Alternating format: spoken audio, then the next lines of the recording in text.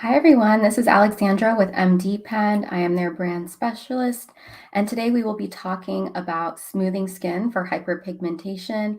Please like or subscribe to our channel if you are enjoying these videos. I've been doing a whole series on skin smoothing, and today we are talking about hyperpigmentation in particular. I think it's a major skin concern. It can start as early as, the mid-20s when someone starts to see early signs of sun damage popping up on the skin and continue through other decades throughout life. Of course, we know there's multiple types of hyperpigmentation. We have solar lentigines from the sun damage. These can appear early on underneath the eyes is a really common area. Of course, later in life and throughout hormonal changes, you can see melasma appear in some skin types. Also, there can be spots such as seborrheic keratoses that can be flat or raised or waxy, and other things that can be hyperpigmented on the skin, such as post-inflammatory hyperpigmentation from previous breakouts and such. So we really want to address all of these. Of course, anything that is raised, or in the case of a seborrheic keratoses, you do not want to microneedle over this area. Of course, as an esthetician, you shouldn't be necessarily diagnosing these conditions or saying what they are, but in your mind, you should know not to microneedle over these areas. One common misconception that I definitely want to talk about up front is that hyperpigmentation does not need to be needled at a very high depth. Typically, most hyperpigmentation, especially any hyperpigmentation that you're seeing, is at the superficial level. So you really need to be at about a 0.5, I would say 1 millimeter max. You don't want to be at that high depth. You don't want to be working right above the sub-Q fat layer as you would with a scar or something like that. With hyperpigmentation, it's more important to treat the superficial hyperpigmentation on the surface of the skin, which you can do at the depths that I discussed, 0.5, I would say 1 millimeter at the most. When you're microneedling and reaching to that dermal layer, there's a really high risk that those melanocytes can rise and create more hyperpigmentation following the treatment. So if you've ever seen this happen with one of your hyperpigmentation clients and had them been, if they become unhappy after the treatment because this does become an issue, you really want to watch out for doing this and try to avoid it at all risk. Also, I will say someone that you're microneedling for hyperpigmentation really needs to be treating at home. I will talk about the two MDPen products that I recommend the most for someone who is being microneedled for hyperpigmentation, or even someone who just wants some great products to use at home for this condition. Now, another thing with hyperpigmentation, you can do, of course, the tracing method when microneedling. Also, you can do a stamping method where you are identifying the spot of hyperpigmentation and stamping over it. This pen, of course, right here does not have a cartridge on it, but I just kind of wanted to show you guys, if you are familiar with the stamping technique, you're just holding down, ever so. I usually just do like a 1 Mississippi count as I'm stamping, and that way you can really address that area. Of course, as I said, do not be at that high depth. You do not want to raise the chances of hyperpigmentation coming up from the dermal layer.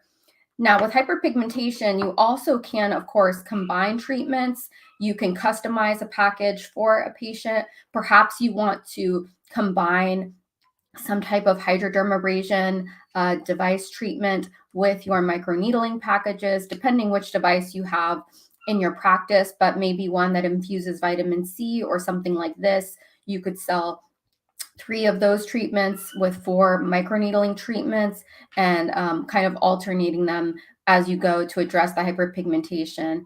In cases where the patient is looking for results for hyperpigmentation up front and as soon as possible, you can start them with a mild to moderate depth peel, depending on where you're working. And if you're under an MD, you can, have access to some of those stronger peels. But this is a great way to give your patient some kind of instant gratification that they can see within a, 2 weeks time, get some of that initial hyperpigmentation off the surface of the skin so they can see less, of course, as they're looking at their appearance.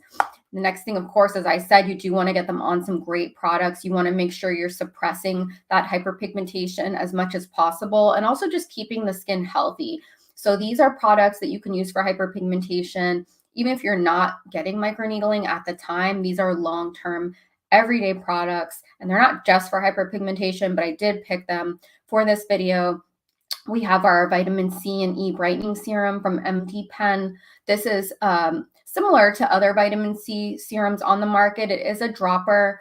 For most people, 3 to 4 drops is going to be enough to cover the entire face, even down the jawline. I would say 4 drops if you want to include the majority of your neck.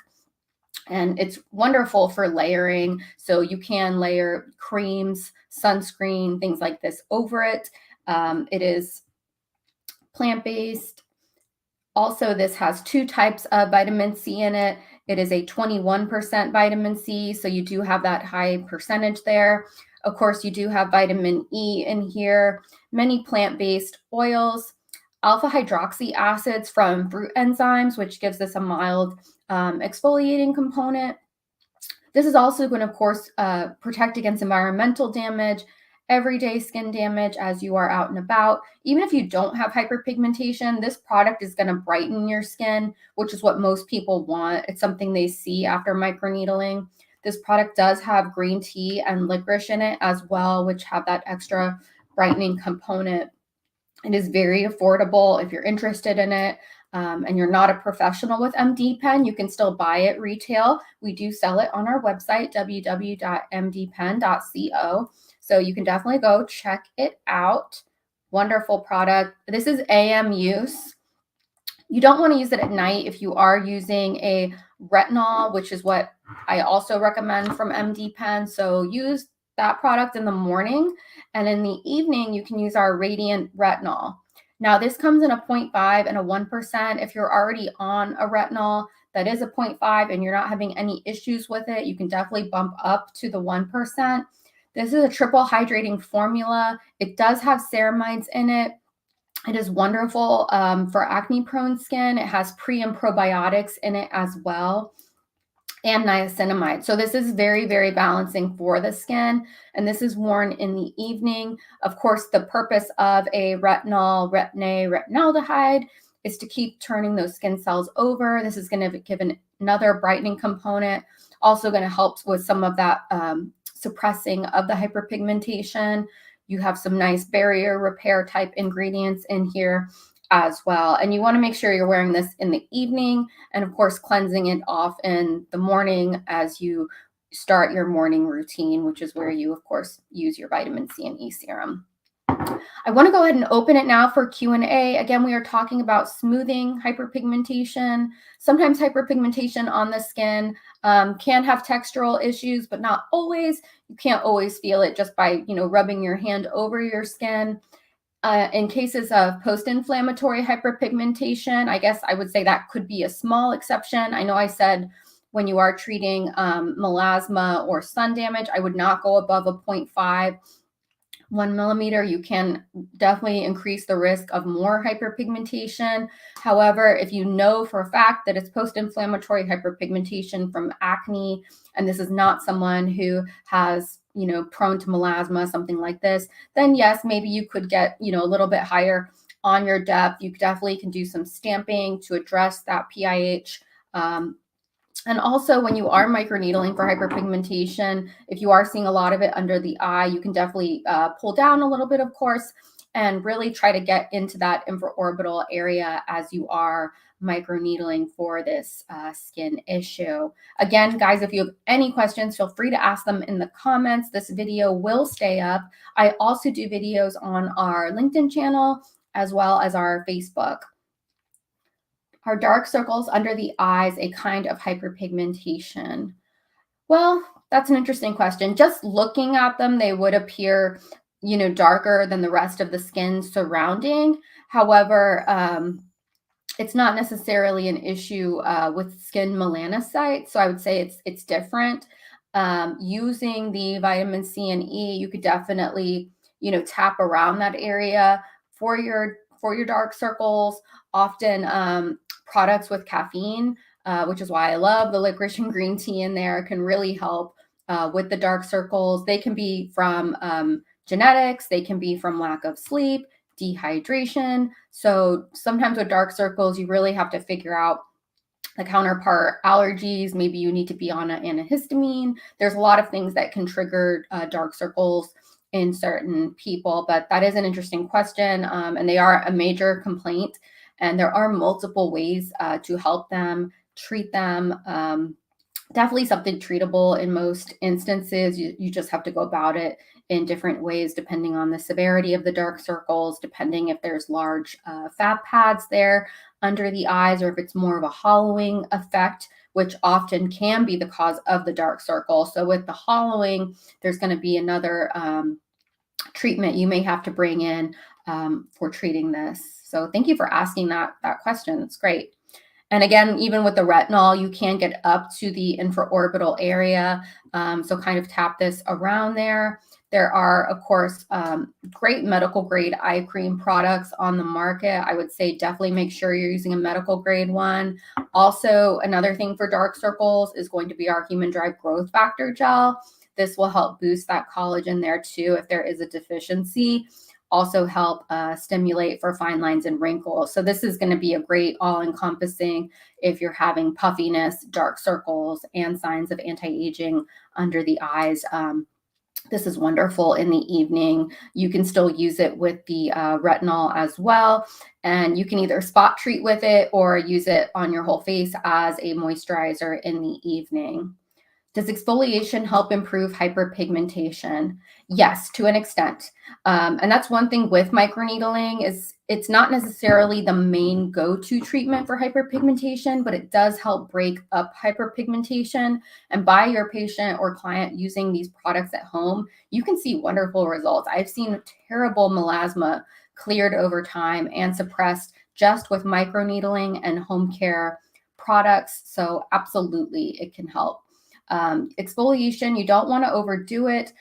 Skin with melasma can also be sensitive skin, so you don't necessarily need to do any type of deep exfoliation more than 1 to 2 times a week, especially if you are doing microneedling and using a retinol. Again, ingredients such as retinol, such as alpha hydroxy acids are exfoliants. So if you're using these products, you are exfoliating every day in a sense, but you definitely can help move that pigment along. I also tell my estheticians and other people that use MDPen that do dermaplane that you can always bring in your patient at that 2-week mark in between their microneedling treatments and do a dermaplane. So do a dermaplane, or as we call C-planing, with our vitamin C and E brightening serum. So instead of someone, dry planing or oil planing, you can definitely use this as a glide while you are dermaplaning. You can even open the bottle during the treatment and retail it to your client, tell them how to use it at home. But dermaplane is a great way to help move along that pigment. And I find that if you wait the 2 weeks and, don't do it day of treatment, there's just too many risks for irritation, sensitivities.